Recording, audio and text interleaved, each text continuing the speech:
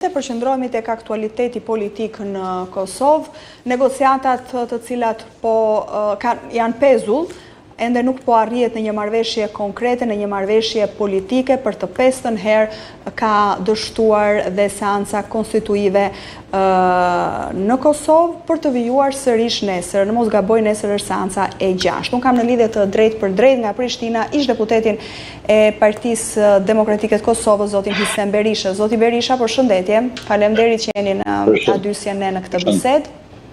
Përshëndetje dhe juve, faleminderit për ndërsimin.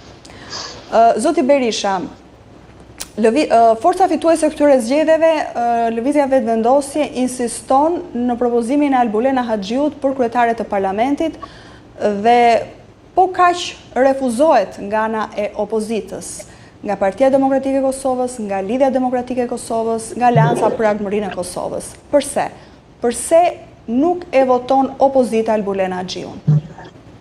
Shqipe, në qoftë se dikush tash e mendon demokracinë si një çështje arrogancës së numrave, do të thotë edhe të shpash në politikë bërje fuqinë e numrat, është një politikë e gabuar. Ne kemi pas një qeveri të kaluar që është bazuar në atë shumicën e thjeshtë prej 50.05% dhe ka mbajtur peng Kosovën dhe ka devijuar në shumë aspekte procesin politik. Tani jemi në situatë kur asnjë parti nuk e ka shumicën e nevojshme për të ndërtuar vetëm institucionet, dhe unë mendoj se tani është mundësia të kthehemi tek parimi bazë i demokracisë, që s'do të thotë gjë herë fuqi numër, por do të thotë fuqi ose kompromis mbi tema të ndjeshme.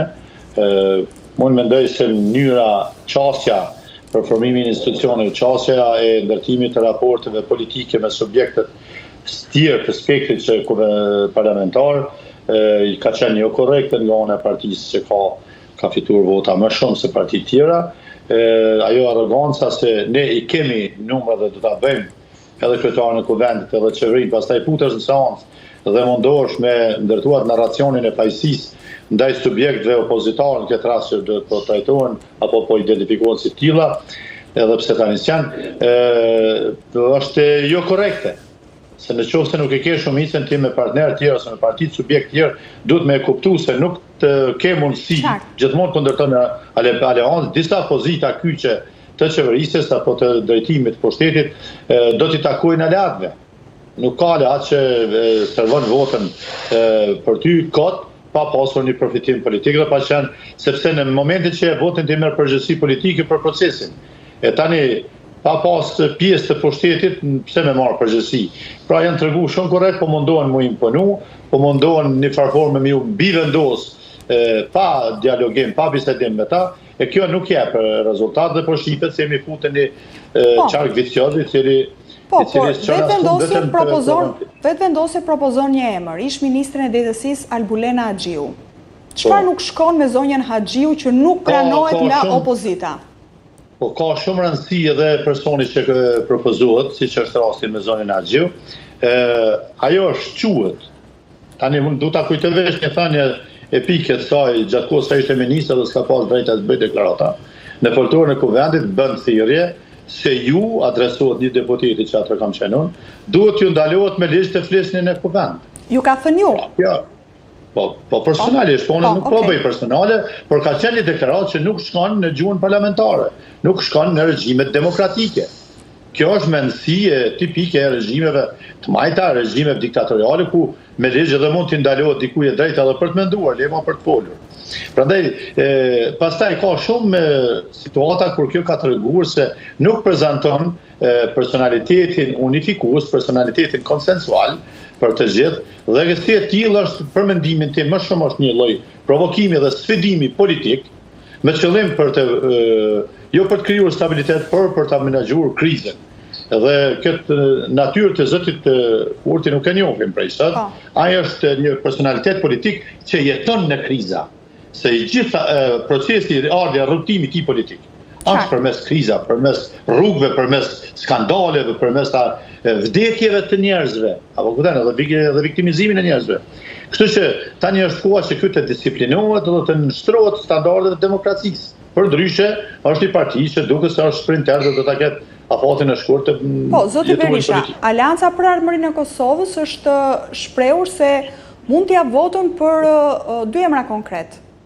Zoti Haradinaj ka qenë i qartë për zonjën Bogujevci dhe për zonjën Shqiperisek. Jo, unë mendoj se kjo është keq interpretuar dhe është keq kuptuar. Ajo ka qenë një i shprehur në atë zhargonin, si ta them, pse po na afroni këtë në paralele tash me femra, nëse bashkë po doni me qenë femër kryetar të vendit, që s'ka kur farë kundërshtimi, që ja ku keni në kategorinë e femra, keni femra me integritet, me pinitet. Se Alianca për Ardhmërinë e Kosovës mund t'i votoj pra, këto 2 emra. Po, shife, ajo ka qenë një formë të thonërit se ja ku janë për shembull në kategorinë e zonjave ka të tjera që përfaqësojnë një personalitet më unifikues dhe ka apostrofuar 2 emra.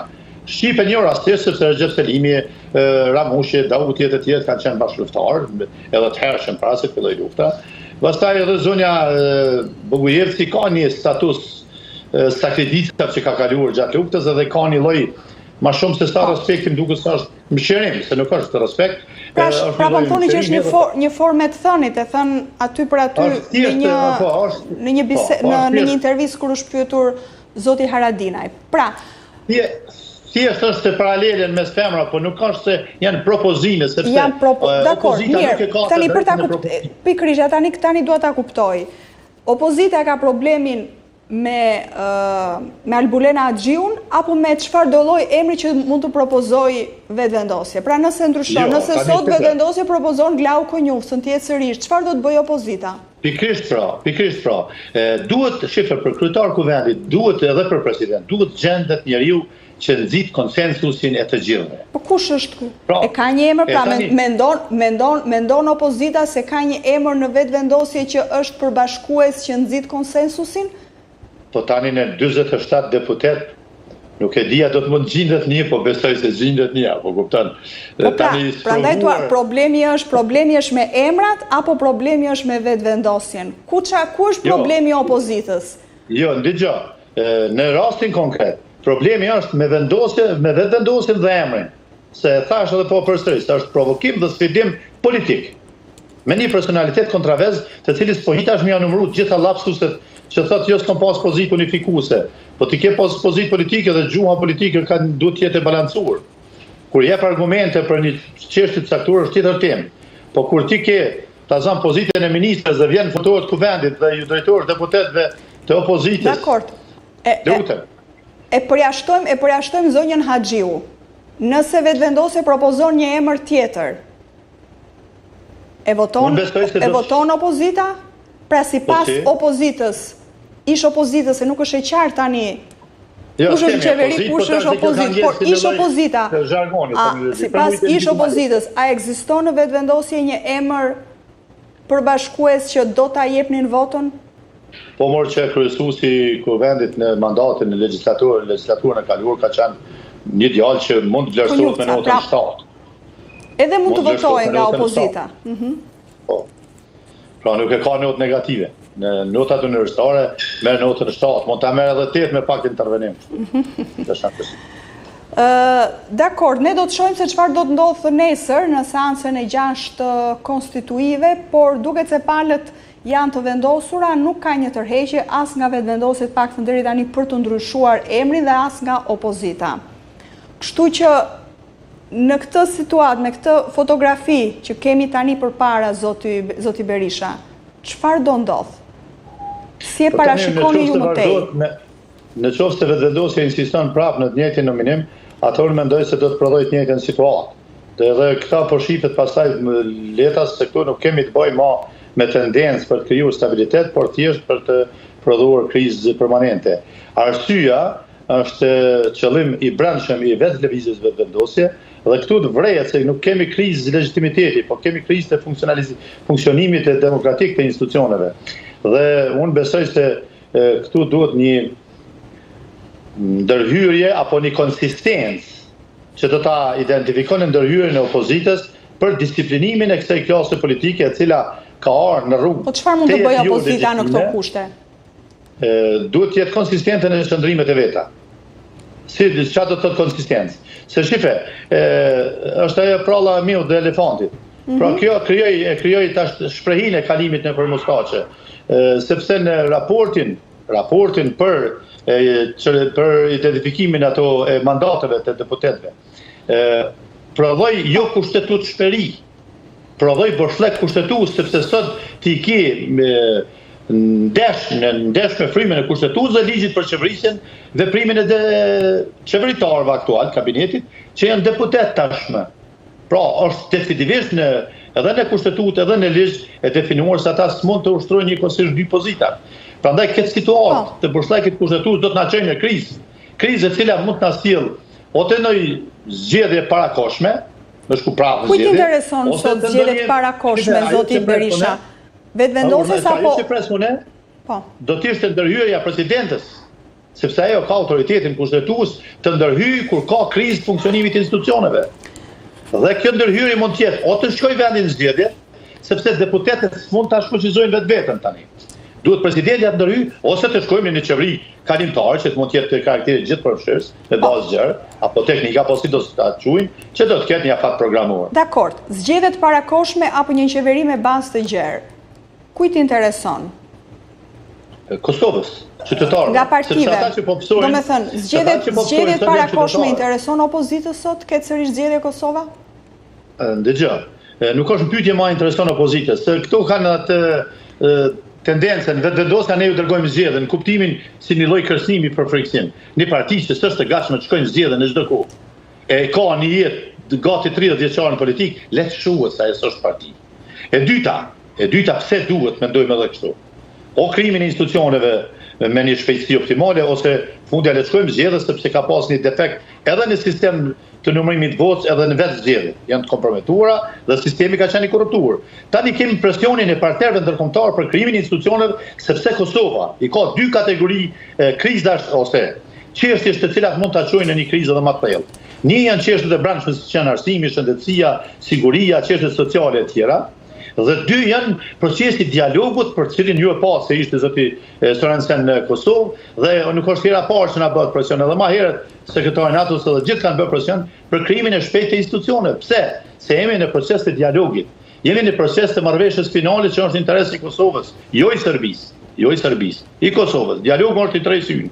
Dhe tani kemi edhe një situatë tjetër.